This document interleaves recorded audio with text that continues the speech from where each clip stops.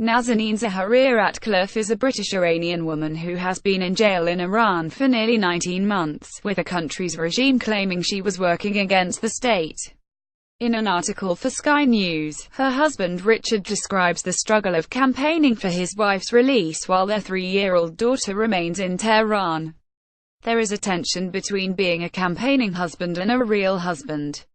On one hand, there is a way in which supporting Nazanin is about getting her out as quickly as possible, campaigning and battling and pushing and telling her story as effectively as I can. And then there's the real relationship that's just about listening and caring, an emotional life that can get squeezed. Nazanin has told me there are times when I have not done or said the right thing. She can be quite clear sometimes. She looks to me to solve the problems and to understand everything, and she gets frustrated by the fact that I don't.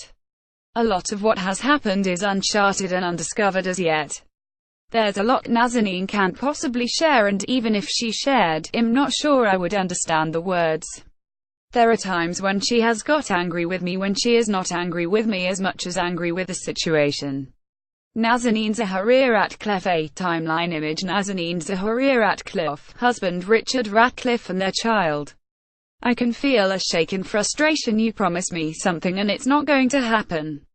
Why? There is no reassurance I can offer other than I'm still here, I care, and you are not alone.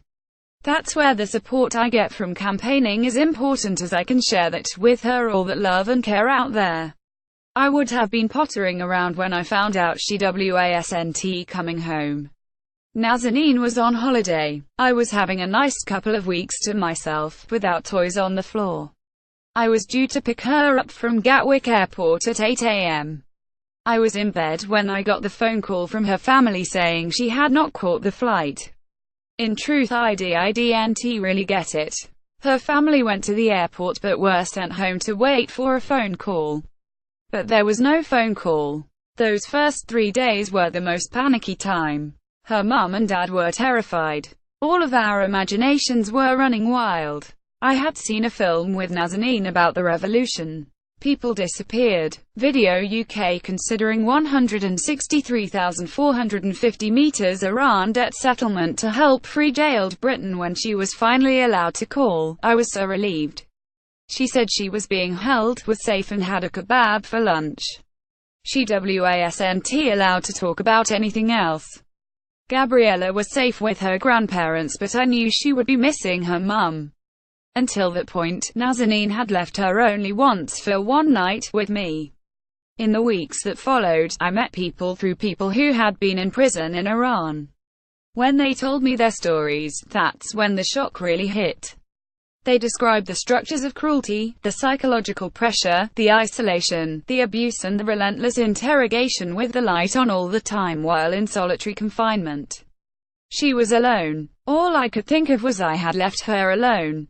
I thought I need to do something and I don't know what. It was stronger than guilt. I felt I had let her down. I don't feel that now. What drives me now is the sense that I want her to know that I've not let her down. I've done what I could for her. Image. Nazanin ZaghariRatcliffe and daughter Gabriella. 3 weeks after she was arrested, I knew I needed to go public. But it was stressful. I couldn't be sure. Am I going to have to go against her family? It was a very hard period. After that, it went through phases. It was a whirlwind at first. I remember the minister, a UK government minister, telling me I need to be in therapy.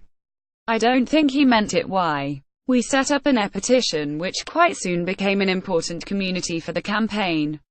Within 10 days we had 500,000 signatures. I was sending out emails to 500,000 people. I was pretty sure it was going to take a few months. Worst case scenario, I thought it might take up until Christmas. She didn't come home. My low point was when the appeal failed in January. After that, I didn't allow myself to think she is coming out in 5 years. I thought that she will be out at Christmas, in August, and so on. I've had no routine. It keeps changing. 1 minute it's on media. In July, there was much less media attention, so I tried to do human rights things like working with redress on proving Nazanin's rights had been violated and the government had to do something. Video black hole of evil life in Nazanin's jail. It takes a lot of meetings. You find it out through your own mistakes. When campaigning doesn't work, you ask yourself what else is missing. At first, for all of us, we made it feel temporary. But then it became less temporary. We had to get Gabriella a nursery in Tehran, but I am just a bloke at the end of the phone. There is a limit to what I can do for her. Nazanin's mum, who Gabriella lives with, will do what she thinks is right, in consultation with what her daughter wants. Her mum can't speak English and I can't speak Farsi, so the ability for us to debate stuff is not there. I don't get frustrated at all. I get irritable, but I try to worry about the things that need worrying about, the most things I can make a difference to. Most of the time it feels like I'm juggling badly. I feel that Gabriella is in safe hands, but I'm aware that I'm missing out on all the changes she goes through and all the joy that there is in, for example, the little cheeky games children play. Image thousands have backed the campaign to free Nazanin ZaghariRatcliffe. At the moment, I speak to Nazanin twice a week, for an hour and sometimes more.